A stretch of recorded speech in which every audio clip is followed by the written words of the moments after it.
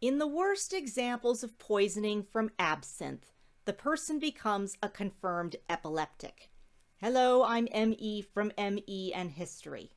This quote, said by one Dr. Richardson in an article of the New York Times, speaks of a drink that had a significance during the twilight of La Belle Epoque, a drink that was revered by artists, actors, writers, and musicians, a drink that made the authorities, and respectable society in general, freak out, a drink that, yes, was thought to cause mental illness and epilepsy. The drink in question? Absinthe. Sure, I know what's going on in your clear-headed minds. Come on, we know about booze and how it affects our brains. Why aren't we discussing that instead? My viewers, food of all kinds has a way of bringing people together, be it during an important holiday, a family tradition, or even a simple get-together with friends. And at times, food encourages the beginning of new ideas, new beliefs, and even looking at the world from another angle. Without this green-colored drink, we wouldn't have paintings by Picasso or Degas. Hemingway's stories and Baudelaire's poetry would be an absolute snorefest.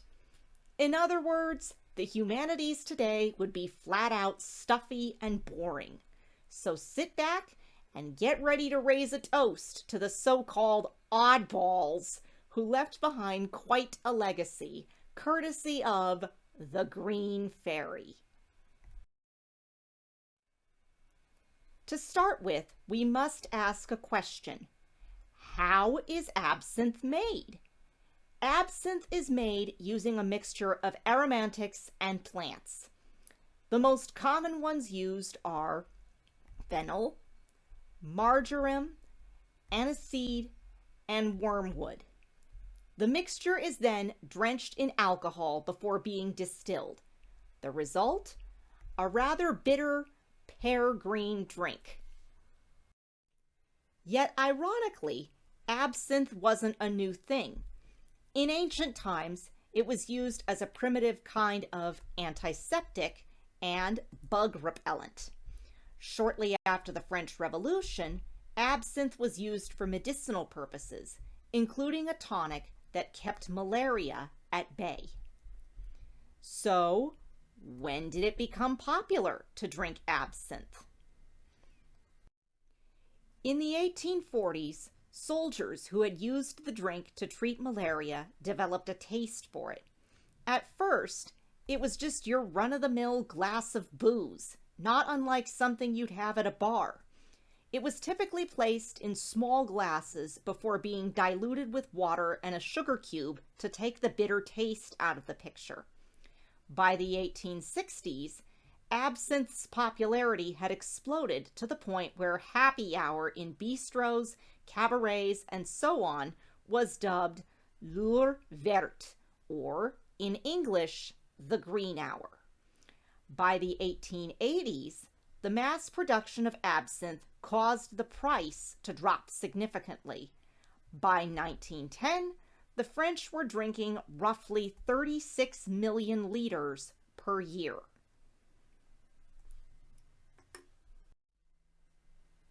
However, absinthe's popularity wasn't solely confined to France.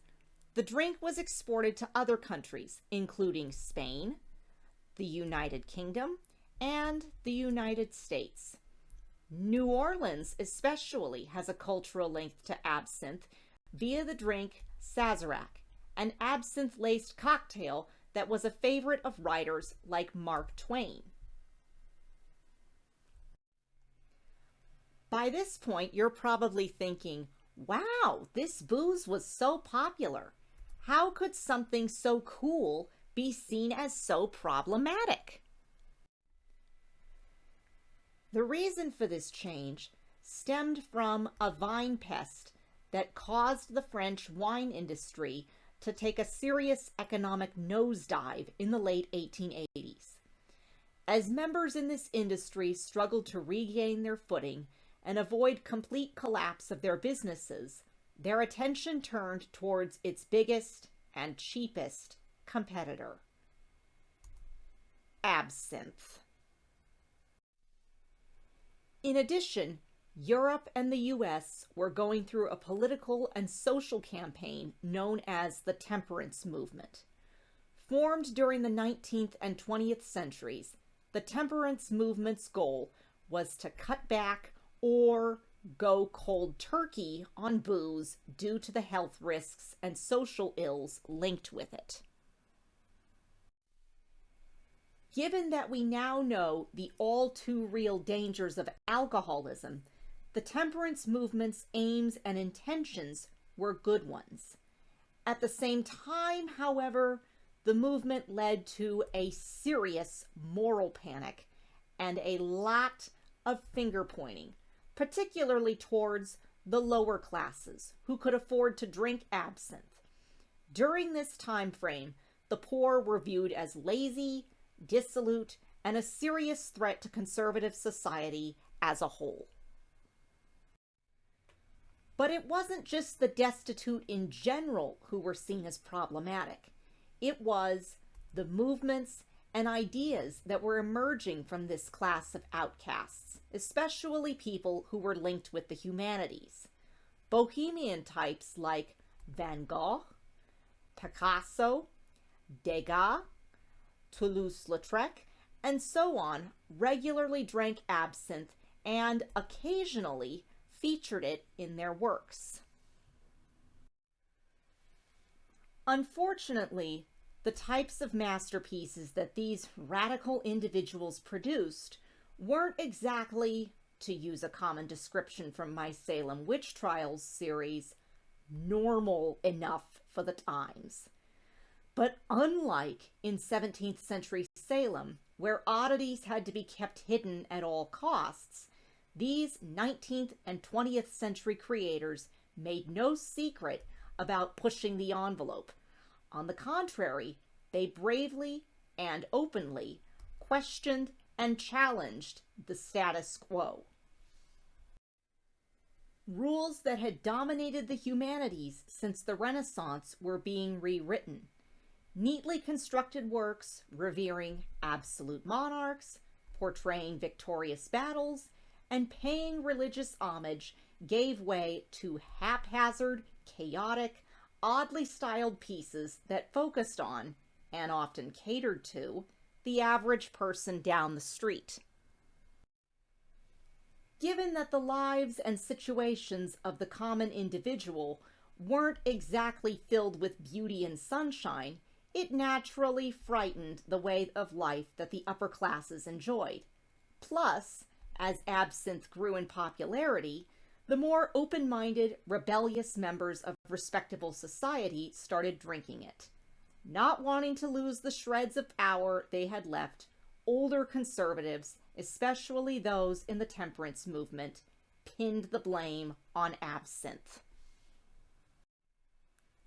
But why absinthe and not alcohol in general? Low cost aside, people believed that absinthe had hallucinogenic properties to it, a belief that led to the drink's many nicknames, including the Green Fairy. This is because absinthe has a high alcohol content, roughly 55 to 75% to estimate, thanks to a chemical found in one of its ingredients.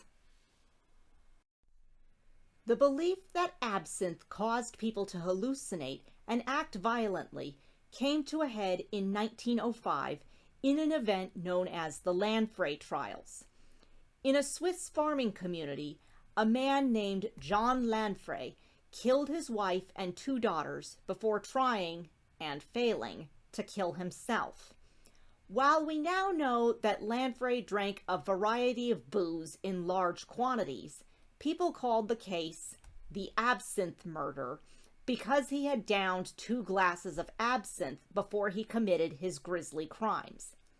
Given its already heavily tainted reputation, the call to ban absinthe now grew louder and louder. 3 years later, absinthe was outlawed in Switzerland. Slowly, other countries began to follow suit. By the outbreak of the First World War, only Spain had refused to ban absinthe. Ernest Hemingway drank absinthe there while writing The Sun Also Rises. Now, you may ask, my viewers, is this the end of the story? Not by a long shot. After roughly 8 decades of being removed from shelves, people began to challenge the bans on absinthe. Slowly but surely, the old assumptions of the green fairy began to vanish. By the late 1990s and early 2000s, countries started making absinthe legal once more. And in 2007, World Absinthe Day was established on March 5th. While not as high in quality or popularity, absinthe is once again enjoyed by people all over the world.